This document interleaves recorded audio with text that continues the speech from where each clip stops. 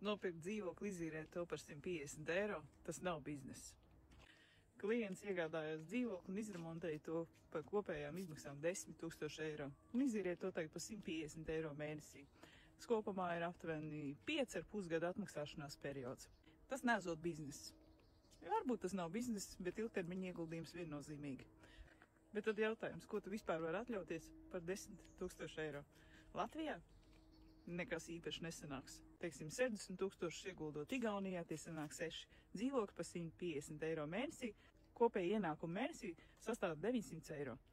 Teiksim, Jelgavā, tādā pašā stāvoklī izmērā, lokācijā, dzīvokli tu nopirksi par aptuveni 30 000, tas nozīmē par 70 000 tu vari nopirkt 2, un vidējā īres maksa šim būs 190 eiro. Tātad tu mēnesī nopelni 380 eiro, un atmaksāšanās periods ir 14 gadi. Paņemsim Rēzekni, piemēram. Rēzeknē par 70 000 tu vari nopirkt 3 dzīvokļus, kurus tu izīrēsi par 150 eiro mēnesī. Tas nozīmē, ka kopā tu nopelnīsi 450 eiro mēnesī, un atmaksāšanās periods būs aptuveni 20 gadi.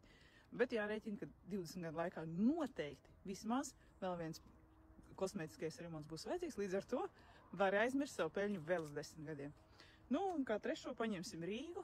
Rīgā par 60 000, tu vari atrast varbūt 2 dzīvokļus, Maskavas Forsastē. Tos izīrēs par 250 eiro mēnesī, tie būs 500 eiro, un atmaksāšanās periods būs 10 gadi.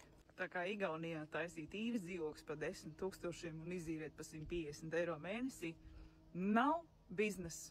Un kā tev liekas, kur tad ir labāk? Ieguldīt 60 000? Igaunijā vai Latvijā?